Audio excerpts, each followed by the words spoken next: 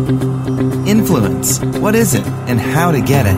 Welcome to the Influencer Radio Podcast, where we connect you with influencers who are shaping our culture in tech, media, startups, venture capital, sports, film and television, publishing, and philanthropy. From the youngest to the oldest, these amazing influencers are innovators and trendsetters. They ignore the status quo and refuse to be labeled. Find out why Influencer Radio is the most talked about influencer show on the planet and get your VIP all-access pass to the front of the line now. You'll hear inspiring stories from global victors filled with practical daily how-to tips to raise yourself from failure to success. Turn up the volume right now and get ready for the ride of your life as you invest yourself these next few life-altering moments on the Influencer Radio Podcast with your host, Michael D. Butler. Hey friends, so excited to have you back to Influencer Radio, where we interview the influencers, and the influencer here today is influencing the power women of the world. You probably have heard of Michelle Moore Winder and been impacted by her business, her speaking, and her ministry. She's a third-degree black belt. She's an author, speaker, and she's a celebrity maker. And she's right here with us today, mentoring women on Influencer Radio. How are you, Michelle? I'm great. Thank you for having me, Michael. I really appreciate it. Well, thanks for taking time out of your busy schedule. She talks about some things, even a near-death experience she had recently that she hasn't shared anywhere. She opens her heart and she shares what was happening with her husband, Bill, what was happening with her children, Billy and their daughter, during this time and in her own heart. So stay tuned. It's an exciting interview, and it's going to empower you for life. You have a very interesting story, not only with the near-death experience, but you're a coach, you're an author, you speak a lot to women. What are some of the topics you cover with women? What are some of the breakthrough areas? I know men normally aren't allowed at your retreats and things, but on Influencer Radio, give us a little sneak peek behind the scenes of what people can expect when they come hear you. Okay, great. I actually was a victim from a young age and a victim of multiple perpetrators. I didn't understand as I got older, why am I always a victim? And I know other people have never been victims. So anyway, fast forward, when my children were born, I got deeply into self-defense. I started teaching for myself. I got my world martial arts license and got my third-degree black belt. And I literally teach women who have been victims how to get out of that victim mentality, because you're literally attracting predators when you live as a victim. So I teach them very pragmatically how to become free so that they will never be a victim again. And I literally live in freedom today like really no one I know. And so people are attracted to that. We were designed to be free, and we allow ourselves to be in bondage. So I basically set women free. So you do that by giving them confidence, giving them tools, but you also show them how to punch a dude, right? Oh, absolutely. Just in case they have to. My elbows are actually registered weapons because I'm a third-degree black belt. I have very dense elbows. Wow. Yeah. Now, we kind of saw you spring in the action the other night in downtown Las Vegas. Don't tell about that. What happens in Vegas stays in Vegas. It stays in Vegas, but we did see you minister to a woman where an abusive husband was thrown in a squad car for abuse there.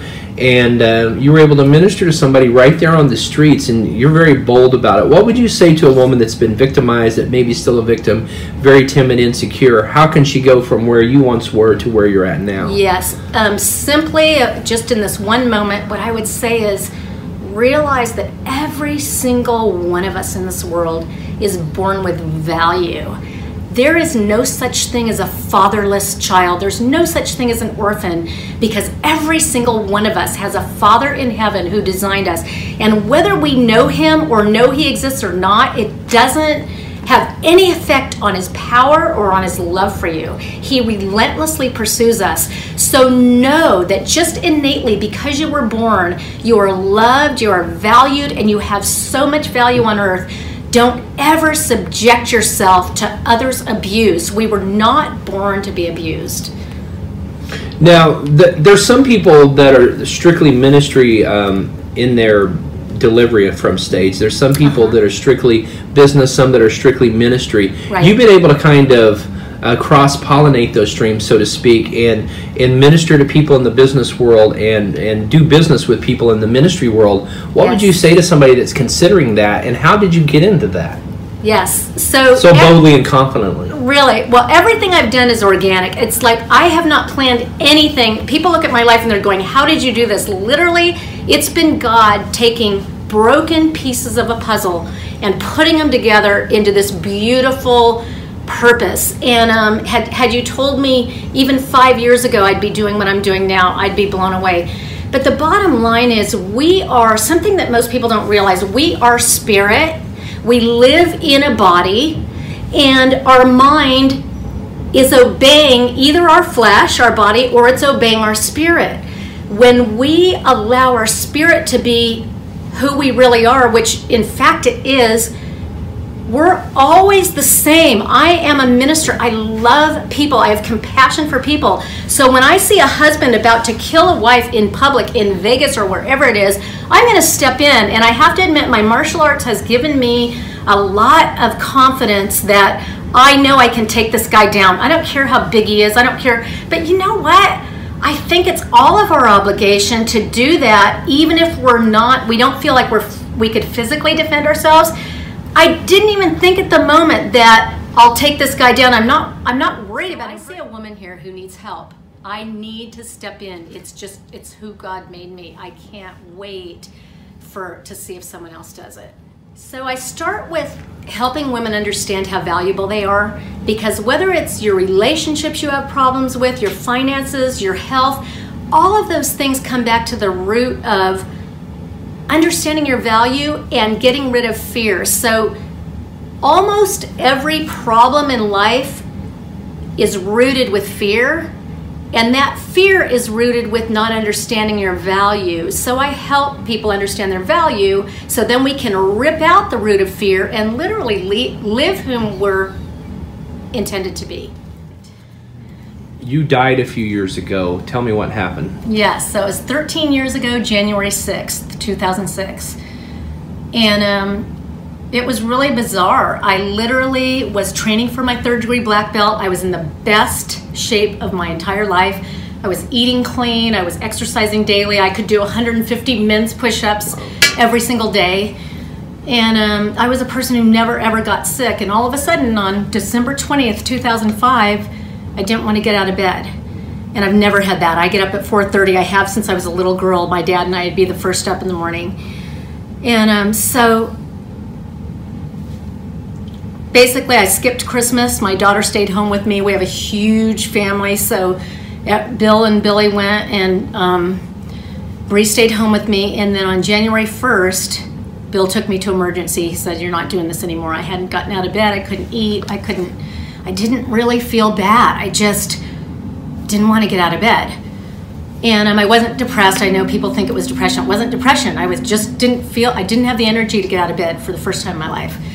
So he takes me to the hospital, and my white cell count is through the roof. So they put me on 3 major antibiotics. I can still smell them to this day. 13 years later, I know what they smelled like.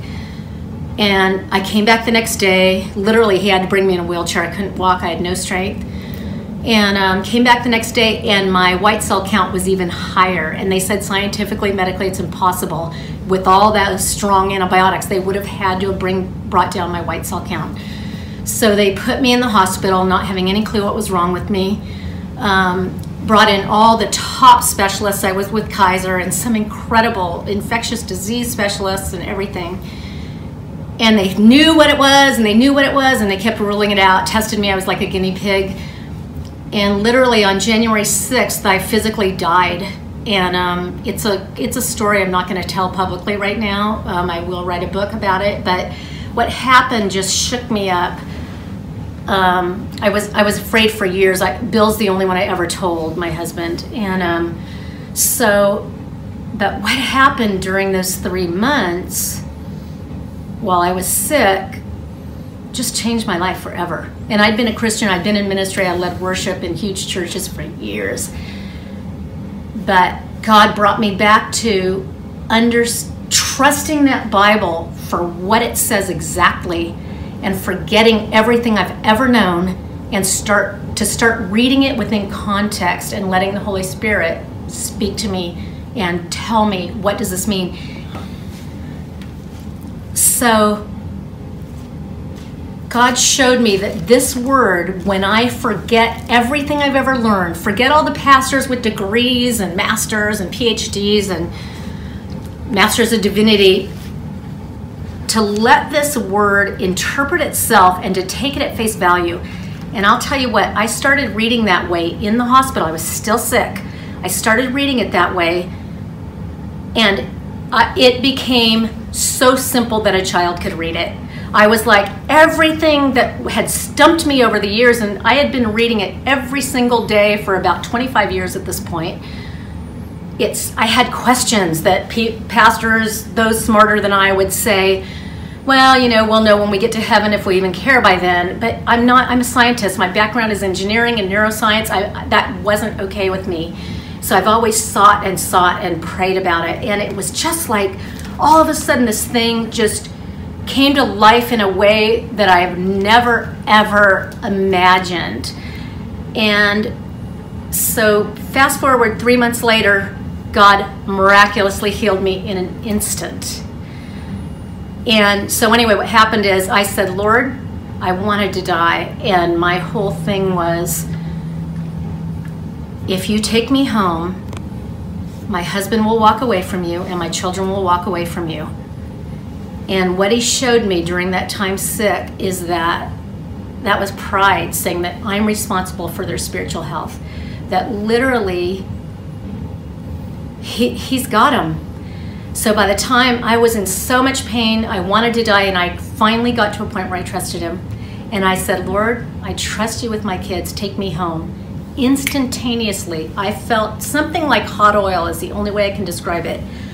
Just from the top of my head, I felt it flow through my body, and I knew I was healed. And I've not been sick since then. That was 13 years ago in a few days, January 6th, 13 years ago. Well, you have a lot to be thankful for, and the saying that a person's Bible who is marked up and well used, their life is normally not. So, congratulations. Yes.